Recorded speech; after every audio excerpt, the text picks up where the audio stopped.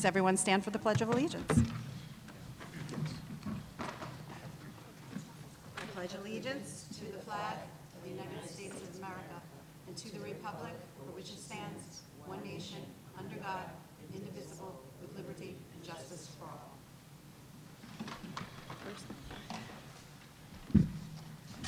Okay, our district clerk is going to read the welcome and safety message. Good evening. In the unlikely event of an emergency, please use the exits located at the front and rear of the auditorium to exit the building. Do not attempt to drive away, as you may impede the arrival of emergency services. Please be advised that smoking and the use of vape products are strictly prohibited on school grounds. At the conclusion of the budget overview presented by Mr. Mazie, the public will have an opportunity to comment or ask questions. Comments will be limited to 3 minutes per person with no sharing of minutes. Go ahead, continue on. And now, the annual budget vote and Board of Education trustee election is on Tuesday, May 20th, 2025. We will again have 5 polling locations, which are Eagle Elementary School, Tremont Elementary School, Saxon Middle School, Medford Elementary School, and South Ocean Middle School. The polls. Is your mic on, or pull it up maybe? Yeah, just go closer. The polls will be open from 7 a.m. until 9 p.m. All residents south of Main Street vote at South Ocean Middle School. All residents between Main Street and Sunrise Highway will vote at Medford Elementary. All residents between Sunrise Highway and Woodside Avenue vote at Saxon Middle School. Everyone between Woodside Avenue and the Medford train tracks will vote at Tremont Elementary School. And everyone north of the Medford train tracks vote at Eagle Elementary School.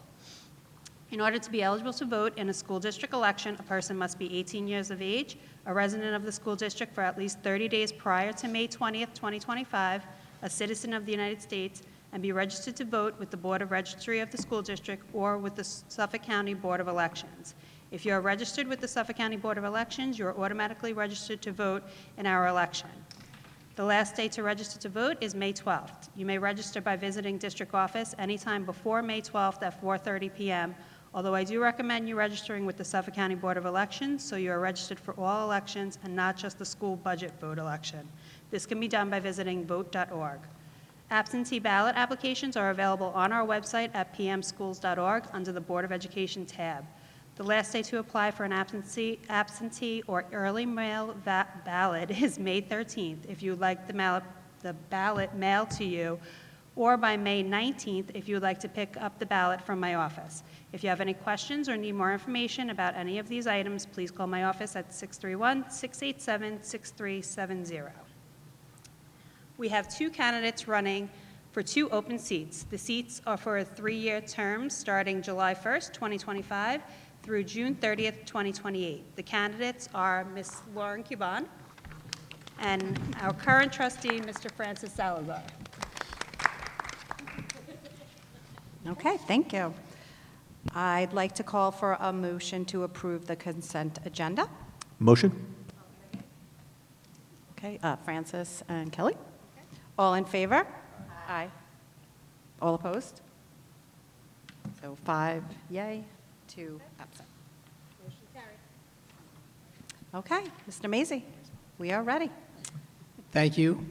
Thank you, and welcome to everyone here for an opportunity to review the culmination of our budget development process for the 25-26 school year. This is our annual budget hearing, and what I'm going to do now is go over some of the pertinent slides of where we land and the real things that you'll need to know before going out to the polls. So some quick state budget facts, and what I want to call your attention to is as I go through each one, the information that's shared initially here is not in bold print. That is part of the governor's executive proposal. That came out in January as it normally does.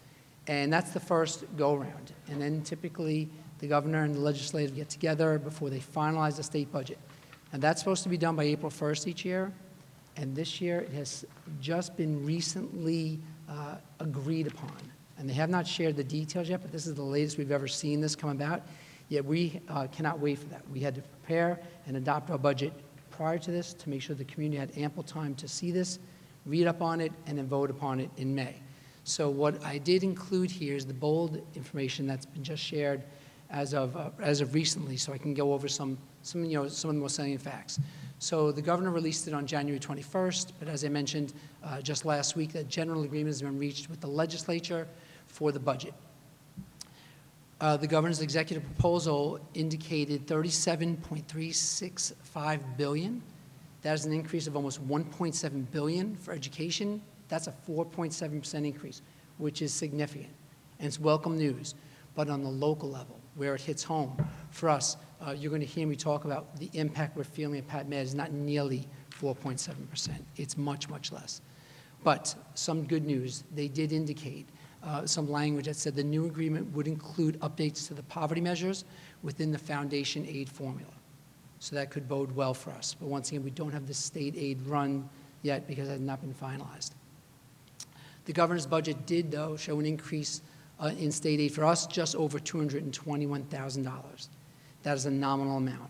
And when preparing a budget, that's not enough to grow your programs by. So we had a very, very lean approach to the way we prepared the budget this year. We saw the writing on the wall. We saw this coming down the pike, and we prepared for this over the past 3 to 4 years. So we're well positioned. What you won't hear me talk about tonight is you're not going to hear us talking about accessing staff. What you won't hear me say is we're not talking about closing buildings. And what you won't hear me say is we're not talking about changing things like, for instance, the miles limitations for transporting students. Yet that is what you will hear if you read Newsday over the next few weeks, other districts are doing in drastic measures. I just heard about a recent smaller school district that's accessing upwards of 50 staff members. But it's all in the planning. And we did some really strong planning over these past few years because we saw a district get upwards of $30 million through COVID grants and school improvement grants. And we planned, first and foremost, how to use those monies, but then what we were going to do when those monies were gone. And through our planning, over the course of several years, we were able to absorb those changes and plan for this coming. And you can't say the same for other districts, unfortunately. But under the new agreement, the quote, and this was a quote that was provided by one of the reporting agencies, was that the school district should receive more funding than they would have under the old foundation aid formula. So we're hopeful that that will be the case, but like I said, until we have the firm numbers through the state aid run, we have yet to know that. One of the things I wanted to share was, because I did talk about this during the first budget workshop, because I think it's important to know, like when we hear these big numbers about this increase in education aid, is $340 million was dedicated to the Universal Free School Meals Act. And that's a wonderful thing. That allows all students to eat breakfast and lunch for free. Here's the thing. We already qualified for that. Regardless of whether this budget went through or not, regardless of whether that was in there, we already qualified for that in December of '23. And every student in every school throughout our district eats breakfast and lunch for free, and we have that in place for the next 4 years, regardless of what happens. And that's important to know. That's the kind of planning, that's the kinds of things that we're out there doing and making sure we try to achieve for our students without needing it from the state level. And we've recently put in for an extension for that for an additional 5 years. And last, the executive budget provides $13.5 million for the implementation of distraction-free school policies. So at the last board meeting, you heard Ms. Kennedy and Mr. Tulin talk about this. And just wanted to show that, but this new agreement includes that bell-to-bell ban that she was speaking about on the student use of smart devices, and that is going to be effective this September. So the proposed budget information. The proposed budget is just over $245 million. When we compare the proposed expenditures compared to the adopted budget for this year, that represents an increase of 1.63%. When we talk about being fiscally prudent, that's the data showing you what we're talking about. That's not just saying the words, that's the actions. This budget does include an in-fund transfer of $2 million to our in-fund transfer to capital projects. I'll discuss that more on the next slide. But this budget does not pierce the tax cap. The tax levy that we'll get into more in subsequent slides is a tax levy increase of 2.49%. And I told Dr. Jones, as of just last week, when they did the Long Island comparison for all the districts, we were in the bottom 5 in both of those categories. It recently changed. I think we're still now in the bottom 10. But unfortunately, my mom was in the hospital this morning. I didn't get a chance to see where we fell. But we are toward the bottom of all the districts across Long Island. So it's something to be very proud of. As a reminder, this tax cap formula caps the levy and not the rate. I'll explain that more in a subsequent slide. And that tax levy will differ from one district to the next. So even though we all utilize the same formula, it doesn't spit out the same result for everyone. That's why you see the different percentages. So here's the interfund transfer to capital that I did speak about. And this is just a quick recap. I did explain this in more detail during budget workshop number 3. But this was something that is embedded in our budget, and it's designed for the purpose of us being able to do district upgrades to our capital infrastructure on a much smaller scale without going out to borrow.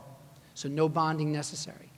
But when you think about it, we've got 11 school buildings and we have district office. And these buildings are breaking down and needing a repair or things coming to the end of useful life all at the same time. And we've got to see what we can do within our operating budget each year, what we can do within available capital funds, capital reserve funds that are available. And then also, you remember last year was the big bond issue. That was very specially designed for specific projects, as will be a capital reserve when voted upon by the community. This is a means for the community to vote on it, but once again, on a much smaller scale. Things that we see that we are trying to do on a preventative basis, where we can be strategic. So as I mentioned in the top line, the asbestos floor tile removal is not something out of necessity. It's something that was identified in our building condition survey. That's the 5-year report that our architects put together. It was something that Mr. Noonan and Ms. Seminello and I went through. This report, it's extensive. It's like $113 million for a 5-year plan.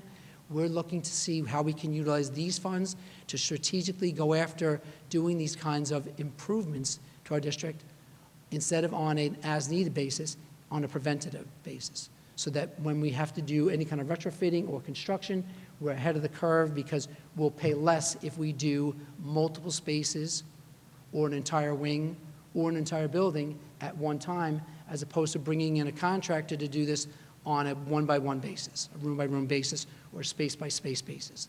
So that's just the kind of thinking that we need to employ in order to do more with less funding. It also includes the safety locks. So for doors such as the room that we're sitting in, doors that don't have a single mullion like you do in a classroom, we're looking to safeguard those spaces as well. So auditoriums, gymnasiums, main offices, any type of situation that we've identified that didn't lend itself to the single door lock that is on all of our classrooms now. Now we're looking to safeguard those other spaces because we think about it. We have our students in there. We have visitors in there. We have guests in there. We hold assemblies, awards events, all kinds of things. That's not lost on us. That's the big project that we're going to embark upon should the budget be passed for this summer. We're also looking to replace the clock transmitters. We know that that's a need in the buildings listed there on the left. The old wrestling room at Saxton Middle School, that was part of a plan we shared 2 years ago. So when we upgraded the unused space in Saxton's basement, we retrofitted that space. Okay, we did that by using our in-house staff and then contracted to have the padding done on the floors and the walls. But now we've got this state-of-the-art wrestling room that all 3 middle schools utilize. So we bolstered that program. And now we're looking to utilize the unused space by the old wrestling room to use that for a dedicated physical education space for our Raider Academy, which is also housed in Saxton. We're also going to use it for the dance team, and we're also going to utilize it for adult education. So once again, you hear that theme, doing more with less all the time, being smart and efficient with how we go about embarking upon these projects. And then finally, the library rug replacement. That was something that you heard the civics class talk about. And this is like phase 1. This is trying to help them achieve their goals over the course of multiple years. The rug being the most prominent in terms of its appearance and in terms of the significance to change the look right first and foremost. But I will share something with the board that you didn't know last time I spoke. I don't think I told you, but through savings we realized in our operational budget, Mr. Richroth was able to purchase the charging towers for the library, and not only here at the high school, but also we're going to put 2 each at the 3 middle schools, recognizing that need. And that's, once again, just through savings that we achieved. And then our maintenance staff had done some electrical work and planned to do some more electrical upgrades. So we've actually ticked off more on the list than I even promised the students when they presented to me. So some notable staffing changes. So when I talked to you about having a fiscally prudent budget, we shared over the past few years how we were experiencing significant growth by bringing in the staff members, excuse me, that we needed for the academic support services that were required, that we saw to get our students to where they need to be, but also on the social and emotional side as well. Very important that we address the whole needs of our students. We also said at the time that when we experienced this growth, we were looking with an eye to the future and knowing that that was not going to be sustainable in the long term. Ms. Canetti, Dr. Lucas, Dr. Cohen, Dr. Jones have been going through this very diligently to make sure that we're addressing the needs of the students still, but looking at the numbers also that are tied into enrollment. Because we're seeing our enrollments going down, we need to be reflective of that, not only for ourselves, but for our community. So the net is a -9 in terms of our FTEs, but we still are experiencing growth in there for the areas that do need it. So we're not ignoring those areas, but the overall change. And this savings is through the retirements that we've experienced, so that's through the attrition that I mentioned earlier. Some highlights of the proposed budget.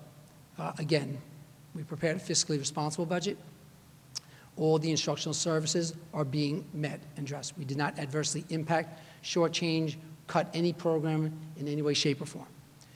We're continuing to offer Raider Academy. We're seeing some early returns on that program, bringing our students back into the public education setting, and we're hopeful now next year that we can strengthen that. That does help us on the financial side. It enables us to avoid out-of-district placements.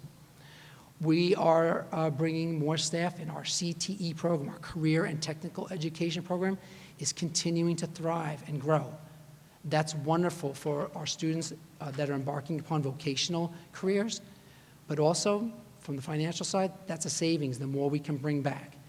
And I know I saw the cosmetologist teacher the other day, and I think, is the waiting list upwards of 50 already for that?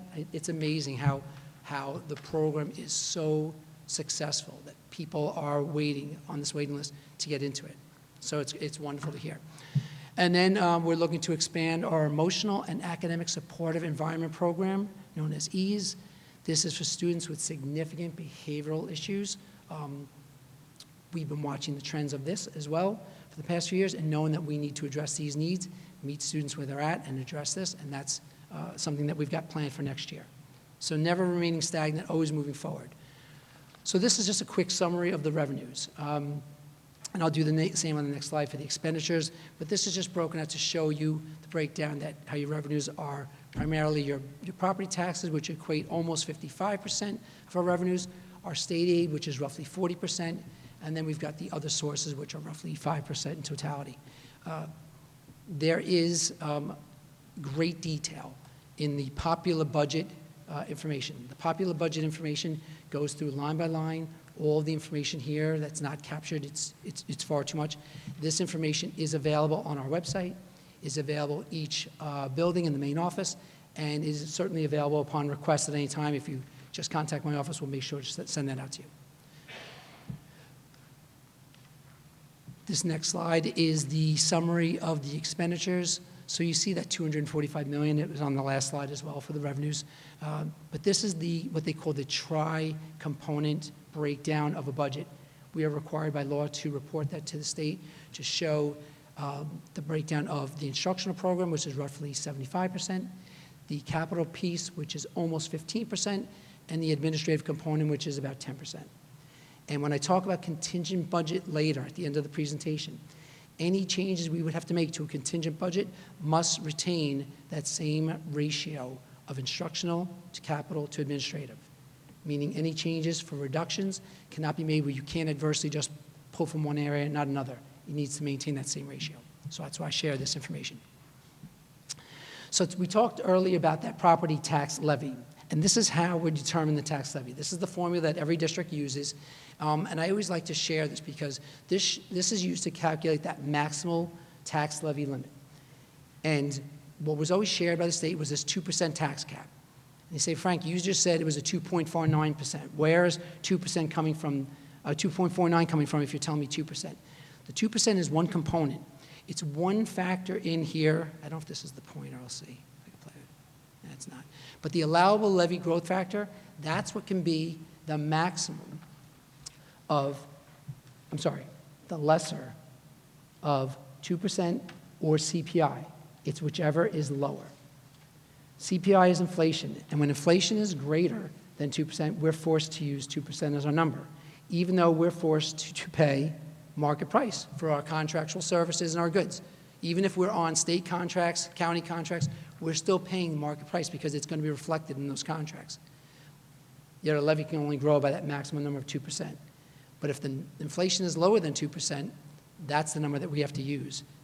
So you can see, like I said, how the formula works. Like I mentioned earlier, it differs from one district to the next depending upon their pilots and depending on other exclusions that they may have.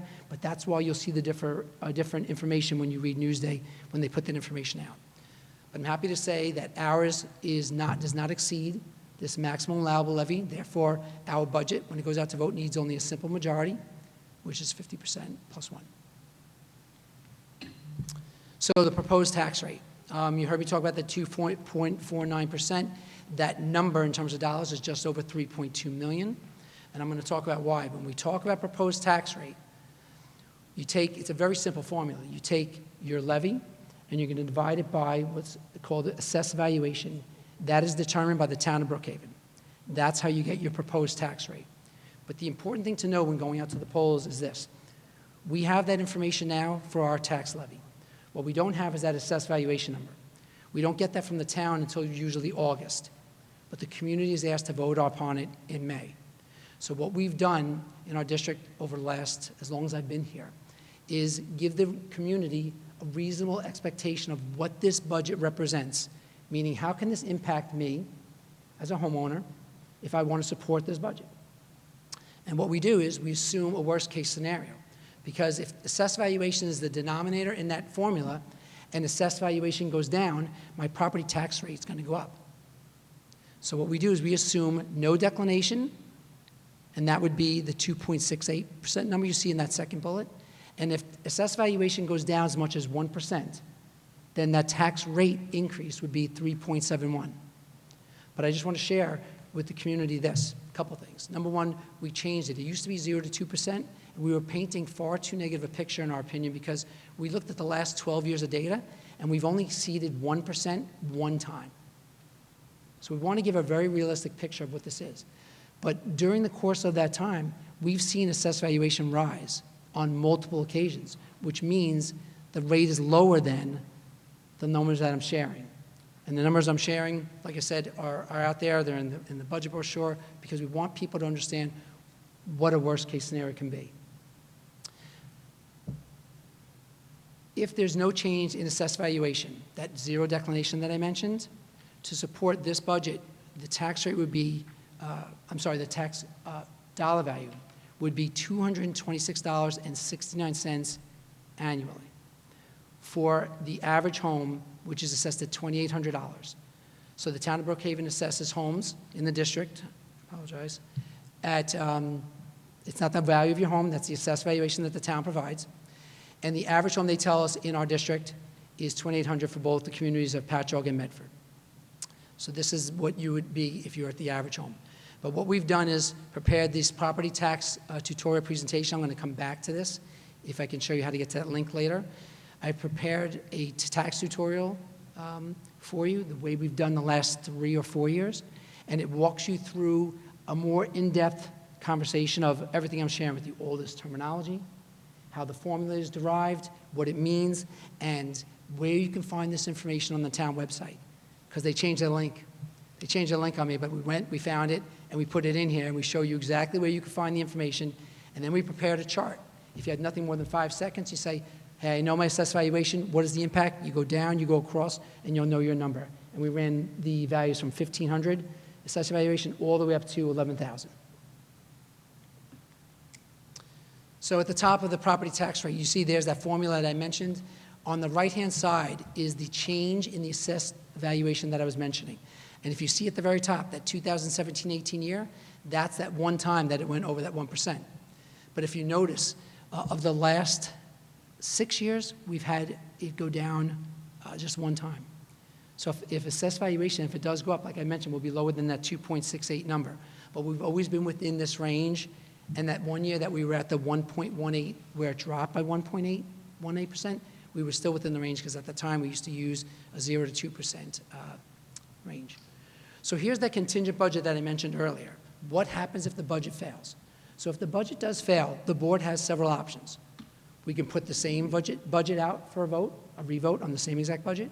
They can make changes to the budget, either up or down, or the board can decide to go to what's called a contingent budget. But the contingent budget has with it certain caveats that you need to know. First of all, the revote would take place on June 17th.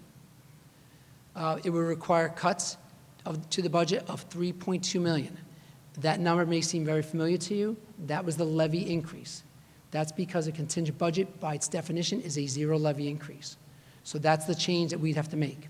So that $3.2 million in terms of reduction, okay, would have to constitute several things. First of all, it would result in a budget of $241,997,000 and change. It eliminates automatically all equipment purchases. That's the first thing that has to come out.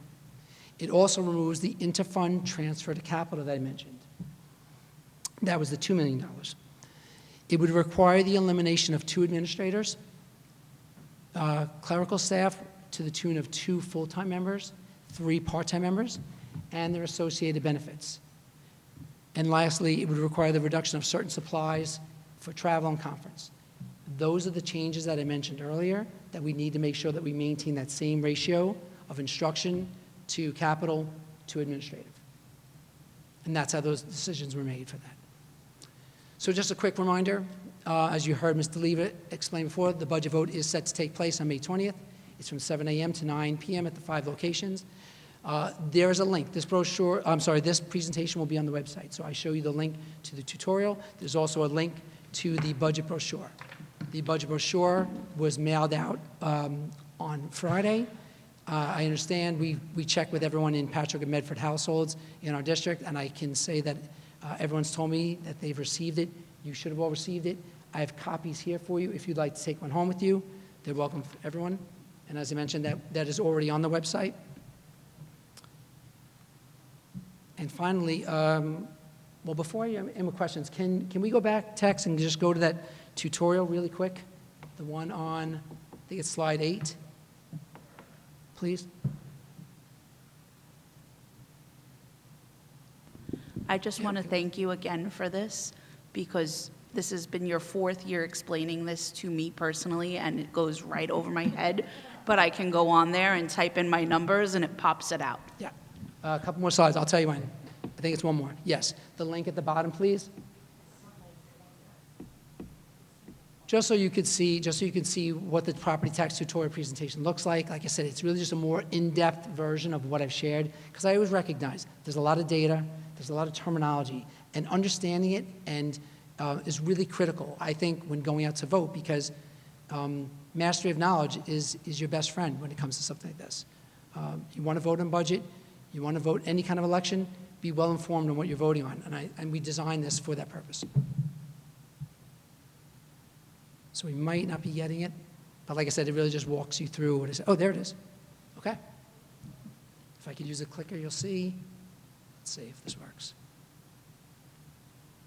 Okay. So there's the definitions about tax cap, tax levy, assessed valuation, and tax rate. I'm going through it a little fast because I recognize everyone's time is important. I just wanted to quickly tell you. There's that same slide. I included it there again, just so you can see the formula and the explanations of how the tax levy correlates to a vote. This is important information about the tax levy that it caps. Talks about the tax. It caps the levy, not the rate. Okay, why it differs from one district to the next. It talks specifically about the numbers for this year's budget. This is adapted. I adapt this every year for this budget so that you can see the actual numbers. Okay. Again, I put down that formula for you at the bottom, but then on slides 7 to 10, this is where you get into how we can determine the assessed valuation, specifically how to go about doing that with regard to where the information is that's provided by the town. So I go through a formula for you first. I gave you 3 easy steps on how to go about doing that, if you're so inclined. Where you can find the assessed valuation on their website. 2 different ways to look it up. And then this is that estimator chart that I mentioned earlier that Trustee Krieger just mentioned. This is just a snippet of it because I can't show the whole thing here. But there's where I said we ran the numbers from 1,500 to 11,000. So you can go down and across and see what your estimated annual increase is and your estimated monthly increase, just so you know. And once again, we say estimated simply because we don't know what the assessed valuation is going to come in at. So we have to, like I said, work with a worst-case scenario. Okay, so now, as I mentioned, I'd be happy to entertain any questions. Yes, sir. You're welcome.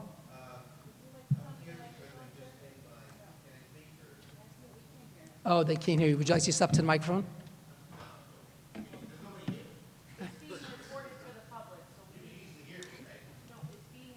For the public, so you have to speak at the microphone, so it's the same as we do.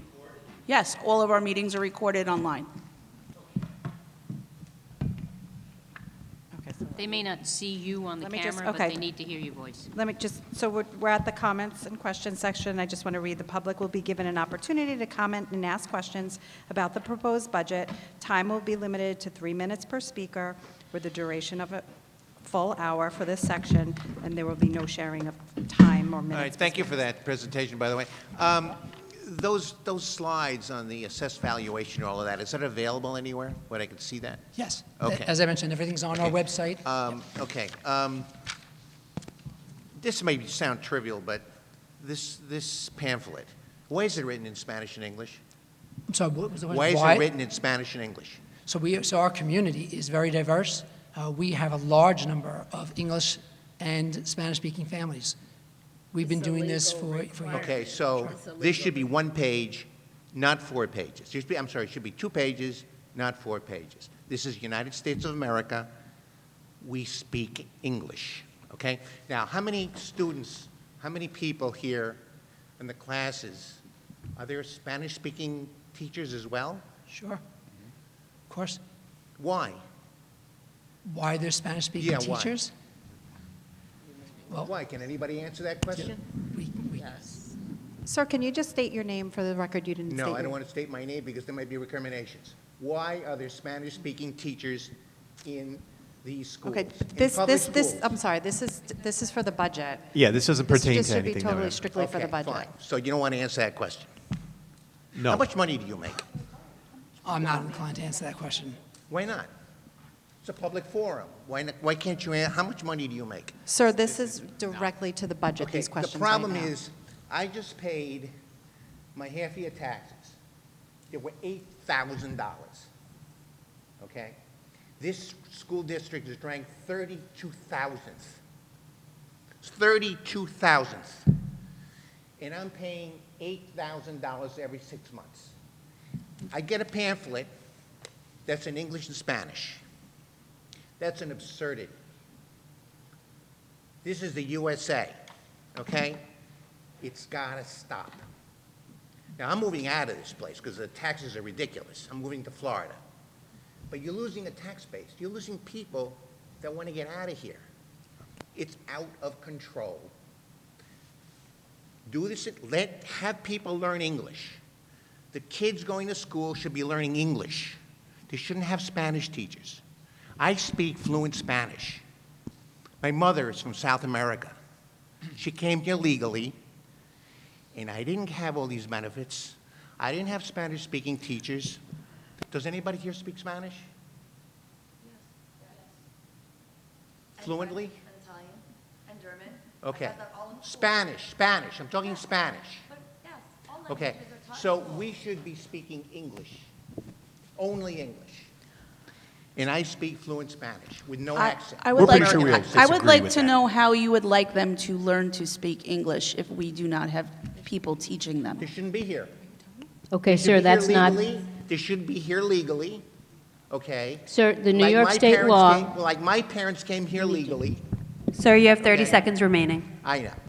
You people are an abomination. You should lower our taxes, figure a way to lower our taxes. That's what you should be doing. And we shouldn't be ranked 32,000th? That's an absurdity. I thank you for giving me the opportunity to talk, but it's crazy. It really is crazy. We gotta grow up.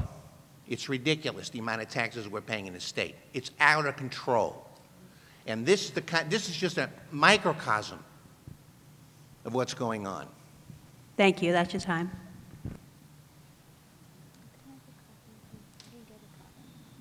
Any other questions? Okay. Board member comments? I just want to thank Frank and his team for doing a phenomenal job of making all of these complex numbers easy for me to understand other than the property value part. But thank you for having that formula that does that for me.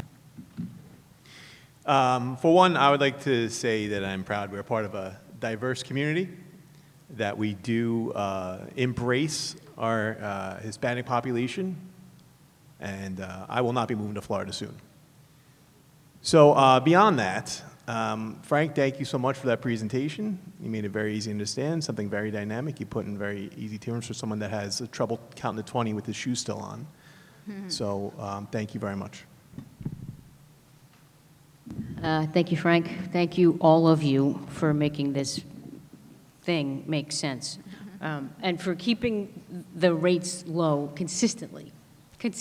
And I'm so beyond grateful to you for all you for doing that.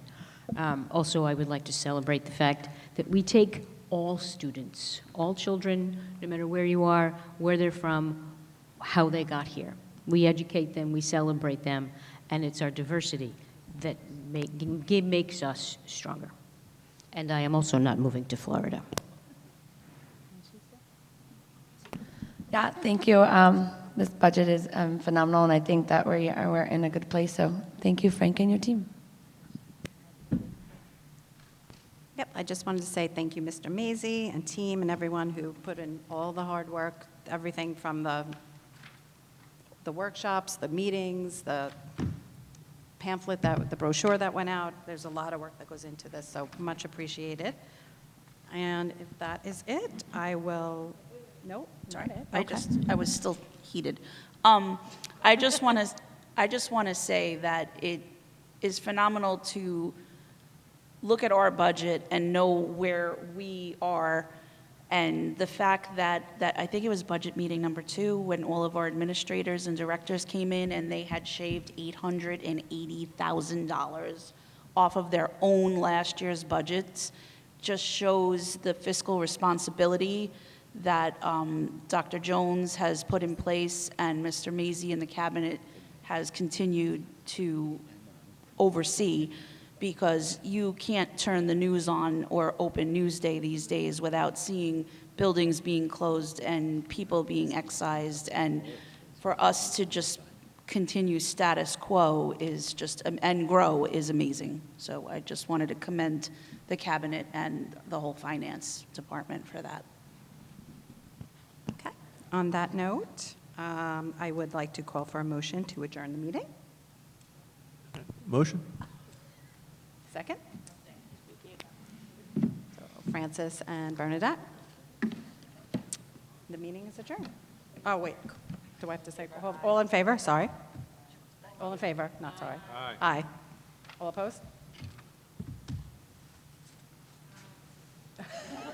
You want us to go on more and more? I don't know, are we?